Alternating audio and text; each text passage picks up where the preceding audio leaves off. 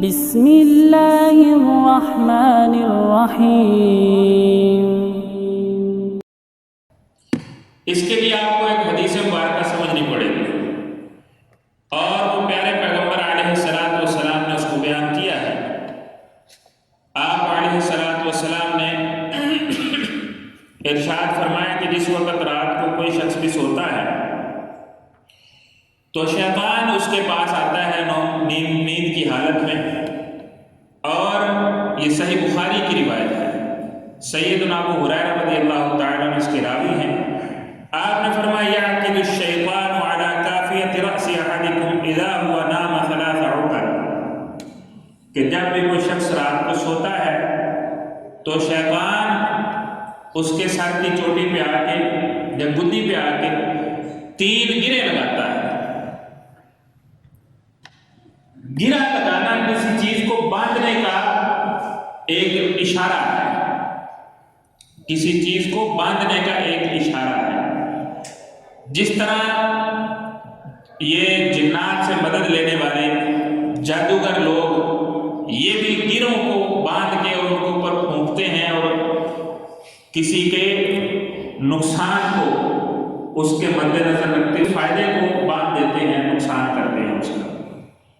تو اس لیے اللہ رب العالمین نے سورۃ الفلق میں فرمایا وَمِن شَرِّ النَّفَّاثَاتِ فِي الْعُقَدِ، کہ یا اللہ ہم گروں کے اندر پھونکے مارنے والیوں سے بھی پناہ چاہتے ہیں، کیونکہ عمومی طور پہ اس کام میں عورتیں پیش ہوتی ہیں۔ تو وہ 3 گرا لگاتا ہے اور وہ 3 گرا 3 کاموں سے لگاتا ہے کہ نہ یہ بندہ اٹھ کے اللہ کا ذکر کرے، نہ یہ بندہ اٹھ کے وضو کرے، اور تیسری گرا کا اس کا مقصد یہ ہوتا ہے کہ نہ یہ بندہ اٹھ کے نماز پڑھے۔ یہ رات کی نماز جو تہجد ہے اس پہ بھی، اس کے بارے میں بھی ہے، اور فجر کی نماز کے بارے میں۔ فجر تو فرض میں ہے اور تہجد نفلی نماز میں۔ کوئی تہجد نہیں بھی پڑھتا، اگر فجر پڑھ لیتا ہے تو انشاءاللہ وہ اس شیطانی عمل سے نجات۔ تو آپ علیہ السلام نے فرمایا کہ شیطان اس کے، کیونکہ ہر شخص کے ساتھ ایک شیطان ہے، ایک قرین ہے اس کا، وہ ہمیشہ اس کے ساتھ ہے۔ ابلیس تو ایک کو ہیڈ کرتا ہے، باقی ہر ایک کا اپنا اپنا ایک الگ شیطان ہے جو اس کے پیچھے ہے۔ تو آپ نے فرمایا شیطان اس کے سر پہ 3 گرے لگاتا ہے، اور ہر گرا لگاتے وقت وہ اس کو یہ یقین دلاتا ہے علیک لیل طویل فارقد، اور یہ گرا ظاہری طور پر اس کے بالوں پہ نظر نہیں آتی، کیونکہ کتنے سارے لوگ ہیں جن کے بال نہیں ہوتے۔ تو شیطان یہ گرا لگاتا ہے۔ بعض احادیث میں اشارہ ملتا ہے کہ ہر انسان کے سر پہ رسی ہے جس کے اندر وہ گرے لگاتا ہے۔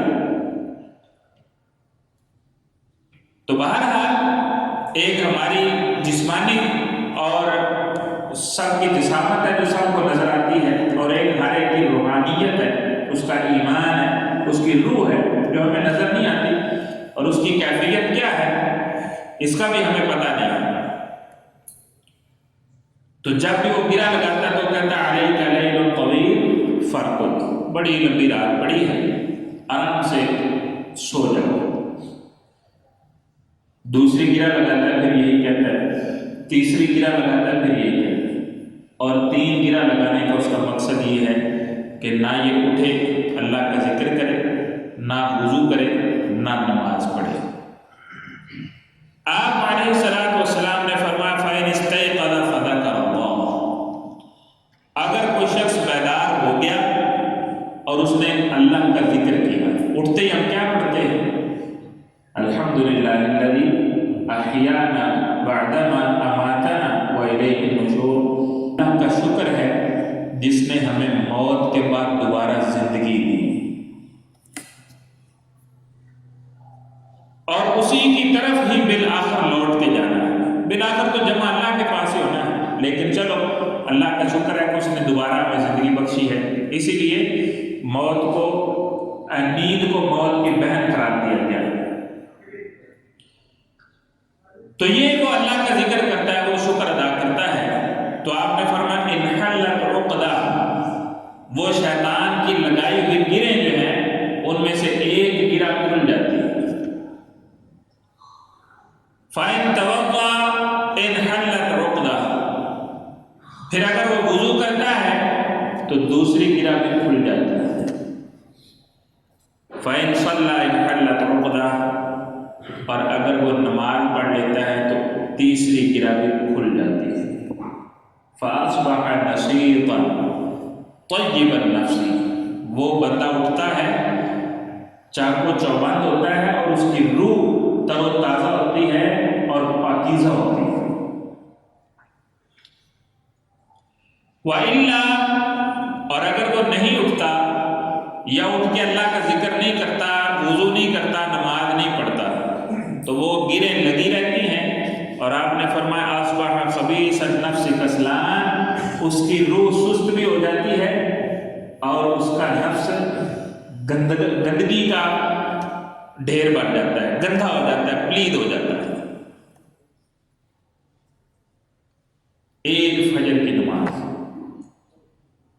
وضو اس کے لیے لازمی کرنا ہے اور اٹھ کے اللہ کا ذکر بھی، جو نماز پڑھنے والا ہے جو نماز کے لیے اٹھتا ہے وہ یقیناً اللہ کا ذکر بھی کرتا ہے. اب آپ خود بتائیں کہ جادوگر جو ہیں یہ شیاطین کی مدد سے لوگوں کو نقصان پہنچاتے ہیں، ان کے لیے پریشانی کریٹ کرتے ہیں.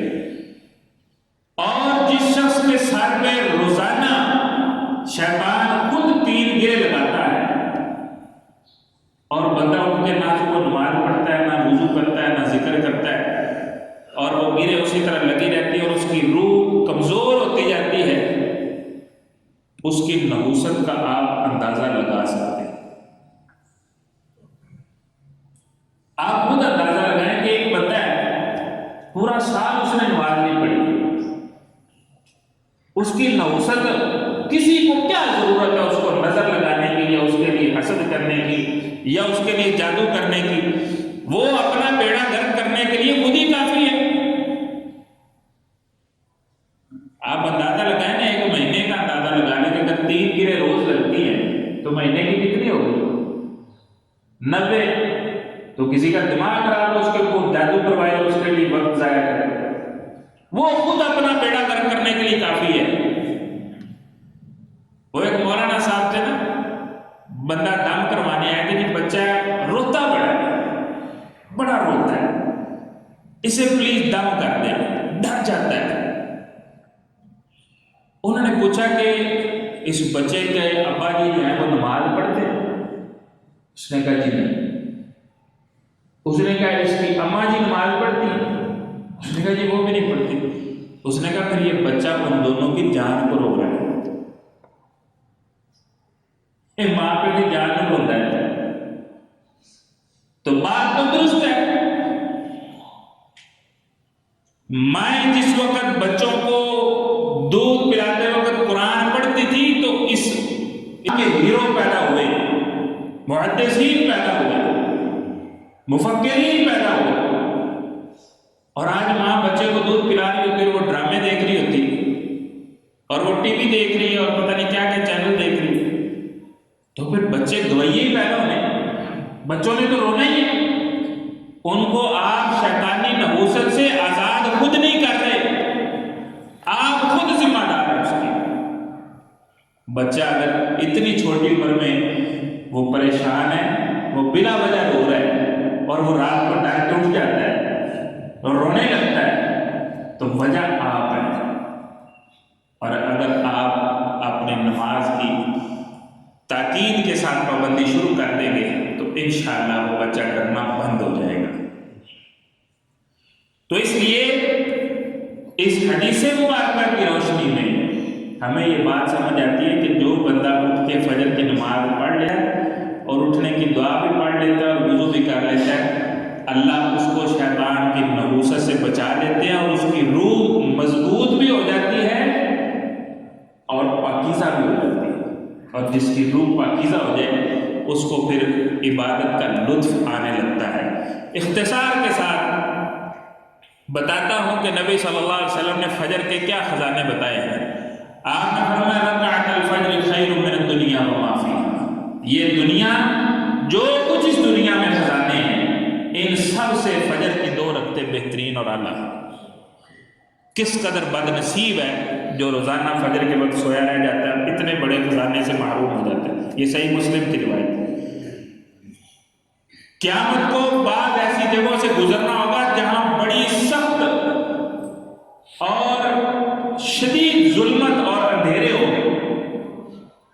آپ نے فرمایا بشر المشائین فی الظلم الی المساجد بالنور التام یوم القیامہ، جو لوگ اندھیروں میں چل کے مسجدوں کی طرف آتے ہیں، اللہ کے نبی ان کو خوشخبری دیجئے کہ قیامت کے سخت اندھیروں میں اللہ ان کو مکمل روشنی عطا فرمائے۔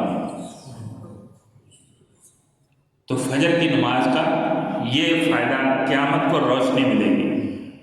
پھر پیارے پیغمبر علیہ الصلوۃ والسلام نے ارشاد فرمایا کہ جو شخص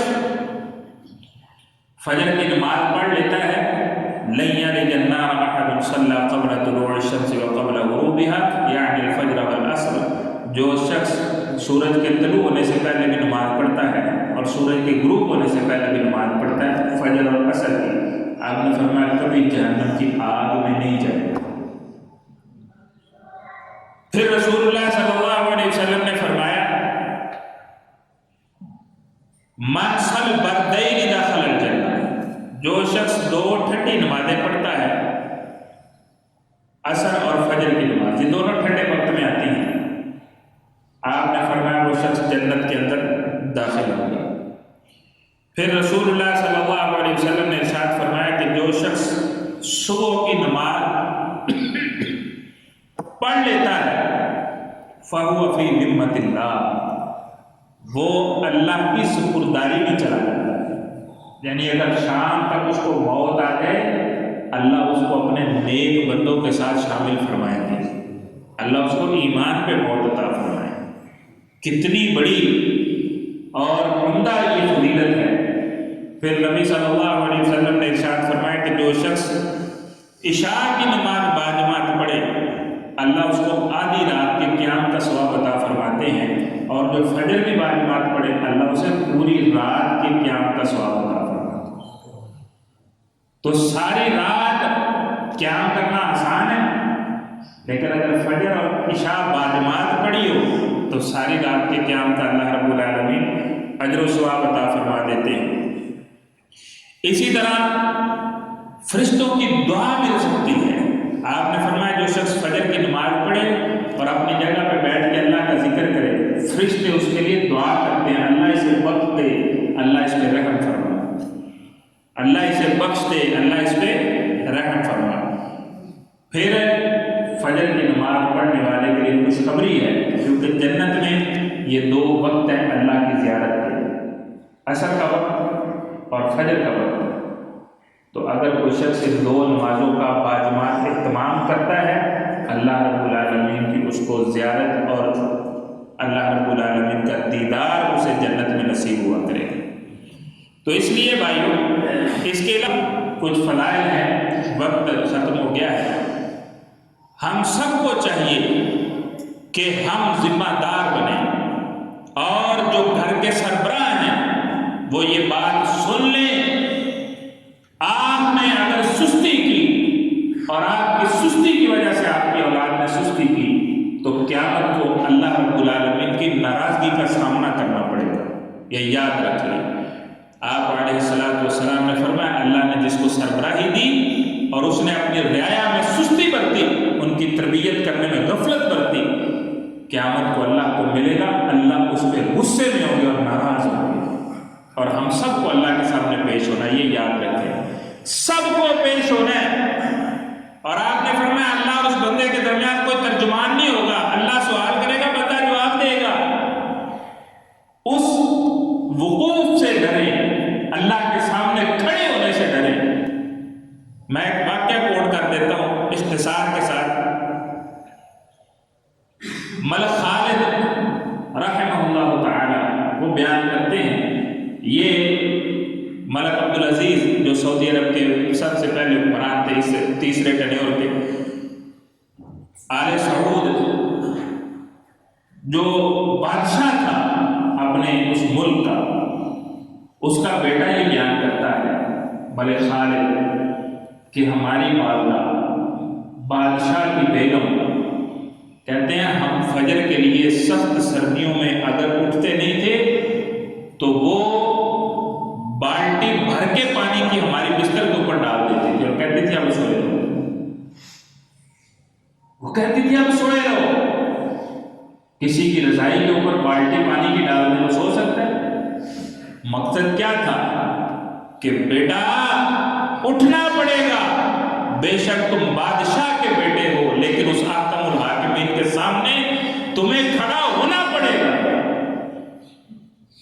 وہ عرب کے شہر سے کسی ماں نے پوچھا، میں بڑا جگاتی ہوں، بیٹا اٹھتا نہیں ہے، نماز کے لیے اٹھتا نہیں ہے، بڑا جگاتی ہوں، کیا کروں؟ فرمانے لگے تم صحیح جگاتی نہیں۔ کہنے لگے نہیں جگاتی ہوں۔